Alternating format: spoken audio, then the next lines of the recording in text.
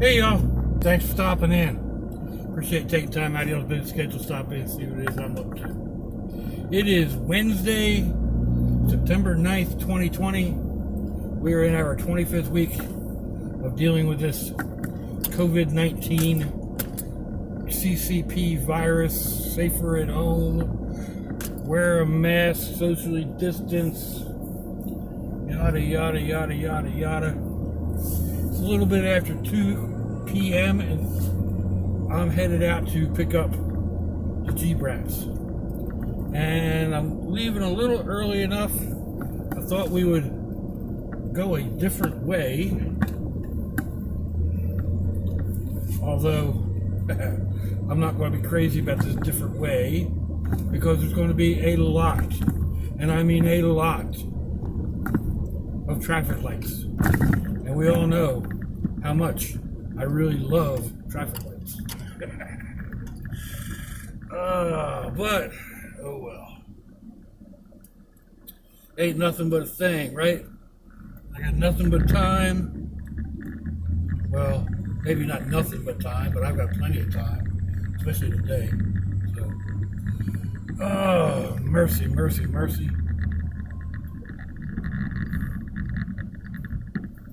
How about the weather people are having? My goodness, I know I complain quite a bit. I mean, it's what, 80, 85 degrees Fahrenheit outside here right now with a humidity level of 85%. So that makes it feel like it's 102 or thereabouts. Maybe 98 or 99 degrees, I don't know. It's warm out there. But I mean, there's places where it's 102 degrees without the humidity. And then not far from there, they've got snow on the ground. I mean, seriously? Oh, man. Oh, what do we got here?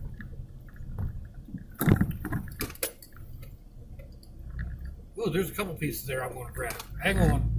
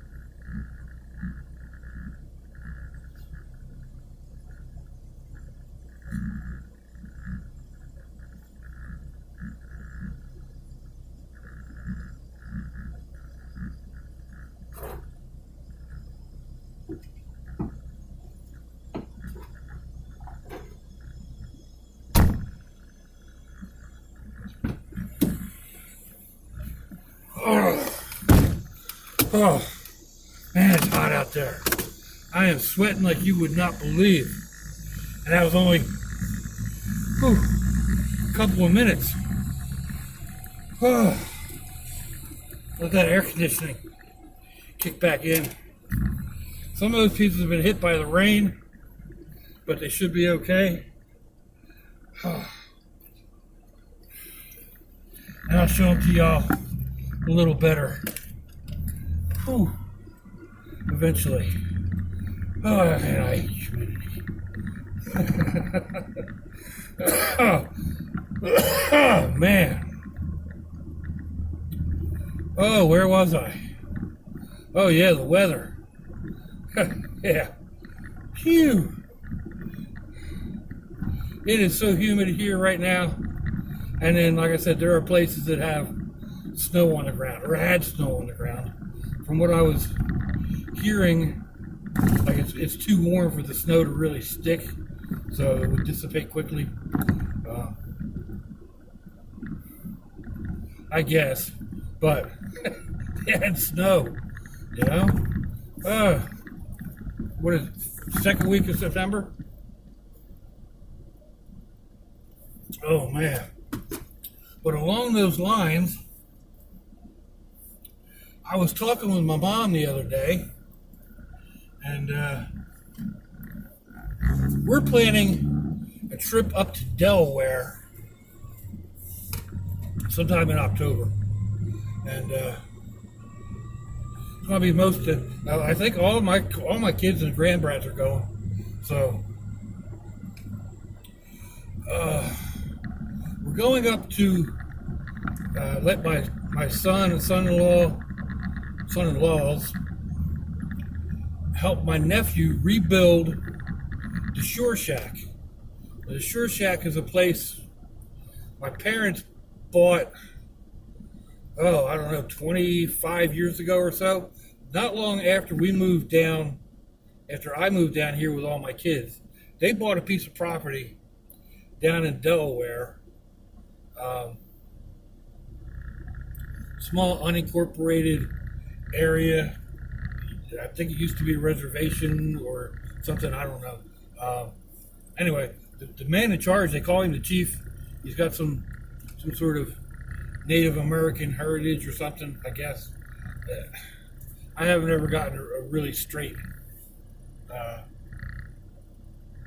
answer on any of that. But anyway, yeah, the parents bought a little tiny place and it was literally a shack. And they were there for a while, and then a slightly larger shack came on the market. So they bought that one. Now this is, I don't know, it's like 760 square feet altogether, not including the screened-in porch out front. The back half or back third looks like it was a trailer at one time that got moved up and put in place. And yeah, so that's actually the part that's going to need the most rehab. It had fallen out of my parents. You know, they got old. My dad's in his mid-80s, and they just weren't going down there anymore. So they sold it. But the lady they sold it to never really did anything. She put in some plumbing and a few little odds and ends, but never really did much with the place. And it sat, and it sat, and it sat.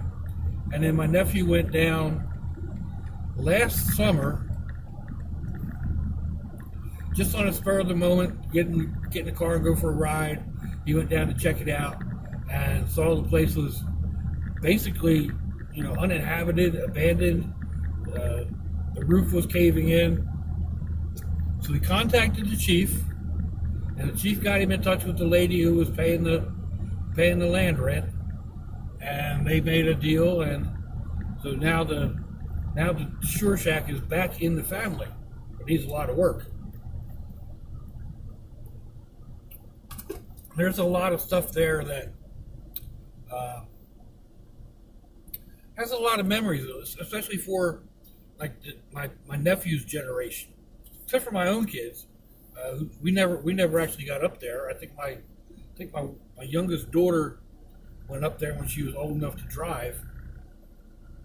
But for the most part, everybody else in the family that was ever there, they wrote little sayings on this one wall, and kids every year come down and they get measured, and all that stuff was still there. The lady that had bought the house never touched it. So the nephew wants to save that wall, and then there's some roofing that needs to be done, and then they'll redo the interior. But we're going down, like I said, the middle of October sometime to knock the roof out. And yeah, that's a whole lot of story about the weather, right? Anyway, my mom said, you're coming up in October.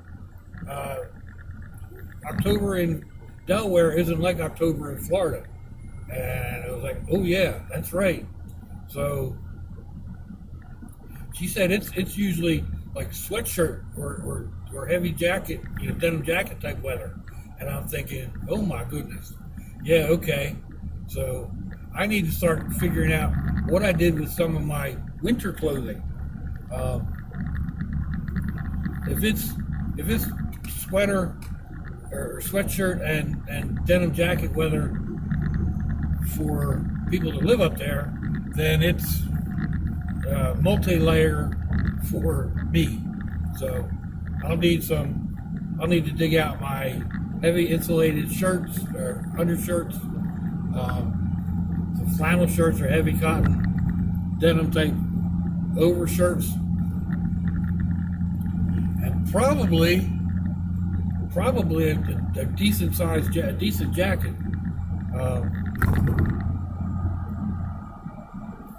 Yeah, I dug out my Harley jacket, so that should be sufficient, I hope.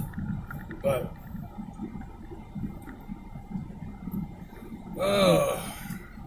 I need to figure out. I want to do a vacation style trip, not a get on the highway and jam for 13 hours type trip. I've done that too many times. So I want to kind of get off the beaten trail, take 2 days to do it's about 800 miles, I think, between where I'm at and where I want to go. I'm planning on going across the Chesapeake Bay Bridge again, hoping that they've got the construction done there. So I've been thinking maybe just travel straight up US 17, get up we'll drive 95 to like the Savannah area, and then get over and take 17 the rest of the way. But if any of y'all out there know that area and know know the place that might be of interest for me to stop and do a short video, or I'm going to need a place to sleep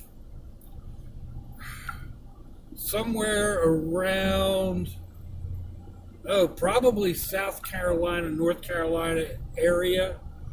If I was going 95, I would probably grab a couple of Z's at the south of the border. I've done that in the past. I don't want to do that this time. So, anybody know of any parks with primitive type camping that doesn't cost anything or has low costs for a one night stay over? I don't even need electric. I just need a place to park safely and catch some Z's. I mean, I could always end up at a Home Depot or Walmart or something like that. It's not a major big deal, but anyway. So yeah, I'm planning on taking probably a day and a half to 2 days. I'll leave Jax somewhere around, I don't know, 4 o'clock in the afternoon, maybe a little earlier. It depends on my daughter and when she gets the brats. And then I'll put in 4 or 5 hours worth of riding. Now the other thing that comes in on that is the sun will be down.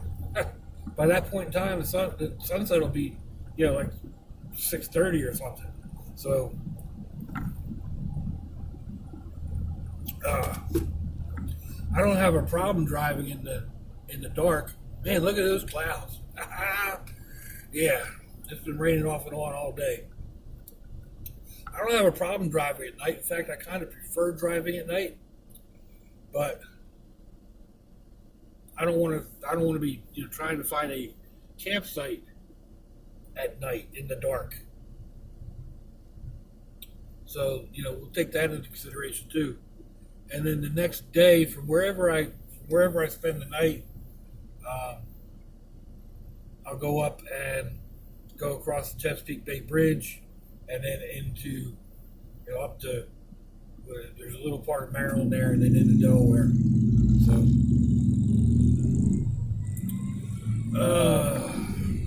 that's a nice little ride. I especially like to ride through Delaware, or through Maryland and Delaware. There's a lot of farmland and little towns that you cruise through. So, yeah. Another topic I talked about with my mom. I like spam. I don't make any, you know, I don't hide that at all. I buy little single packets all the time. And I get that from my dad. My dad likes spam too. He's not crazy about the singles because it's not as thick as he would like. He likes it cut thicker. So he likes buying the cans. And at some point they found a can of hot and spicy spam. And he really likes that. Well, I've never seen it. If I had seen it, I'd have bought it and tried it. I went online and I was looking around while I was talking to my mom, and I found it, but I can't find any that's available. Like every place that says they got it, it's not available. So I did find some jalapeno, which I ordered for my dad, and I'll take that up with me. I'm also going to order some Folgers decaf and take that with me. I can get it delivered through Amazon to my parents' house. Well, I can get it delivered, but it won't go to my parents because they live in a high-rise community, and the mailman can't get into the box or something. I don't know. So the bigger boxes don't get mail, or the bigger boxes don't get delivered, and they have to go to the post office. So I usually end up sending the stuff to either my brother or my nephew, and then they eventually get it to my parents.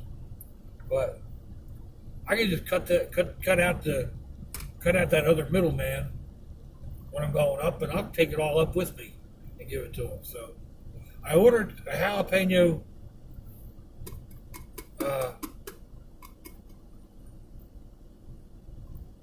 spam. Pay attention to what you're doing, Doc. There was a car back there for sale. Anyway, yeah, I ordered the spam. I ordered the decaf and have it with it, take it with me. But if any of y'all see the hot and spicy, and it's actually called hot and spicy. It's got big orange letters on it that says hot and spicy. And maybe I'll put that as my the thumbnail once I get this all up and posted and all that good stuff. So if any of y'all see that and want to grab it and send it to me, I'll pay for it. I'm not asking you to send it to me. That way I'll pay for it and pay for the shipping or whatever. And I'm sure it'll make my dad's day. Amazon shows that they have it if you buy it by the case. That's like $60 or $50, yeah, $60 for 6 cans. That's a little ridiculous. I mean, the jalapeno spam is $7 a can, which is, I don't know, that's like $1.50 more than what I pay for a full can of spam, I think. I don't know. I haven't bought a large can of spam in a while, but I'm pretty sure they run a little over $5. Prices nowadays are unbelievable. I just bought peanut butter the other day, and the big jars are, well, I bought 2 of them because it's a little cheaper, but the two 2-pound jars of peanut butter were $10. They're like almost $6 if you buy them individually. So, like, whoa, crazy. The tuna fish that I usually buy is going up. Unless you buy the Walmart Great Value version, most of them are running $1.50 where they used to be $1. So, it's getting expensive to live. I don't know if it's all COVID related. I mean, a lot of the spam non-availability is because of the COVID thing. People are buying buying the canned meats and stocking up. So a lot of different spams are like they're hard to keep on the shelves, and if you look online, they've got limited availability, and so I mean it's a prepper item. It really is, and it lasts a good long time. So I kind of understand that, but my goodness.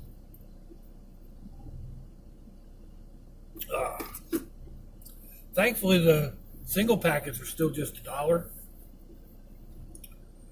I went shopping yesterday. I didn't do a shopping thing, but I stocked up. I realized that I had been more worried about stocking up the van. I didn't have anything in the brat buggy, and the shelves at the house were starting to look a little peaked.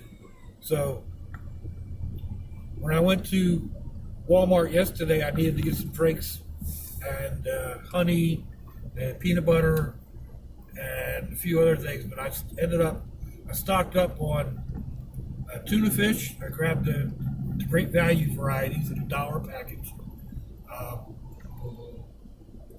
I grabbed like 10 packs of 3 or 4 different types, and then I grabbed a whole box full of Spam singles, and I grabbed a bunch of the new barbecues that I hadn't seen before, and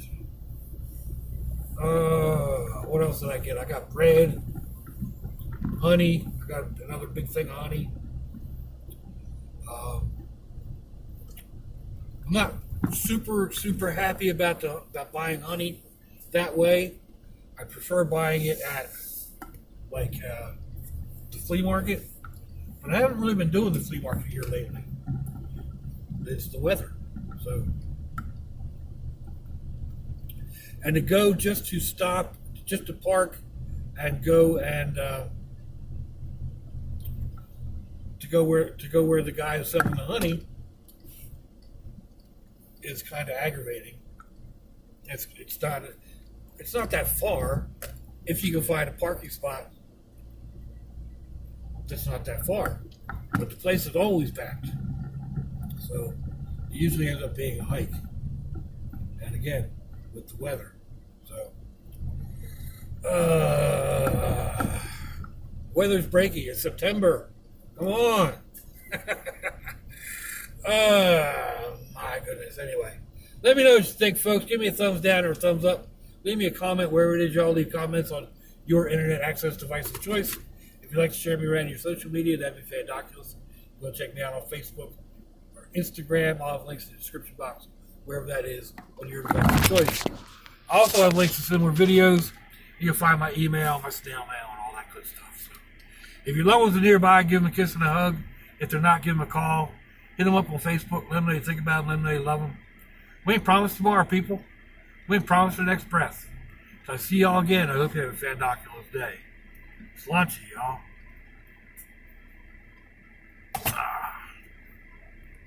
Bye-bye.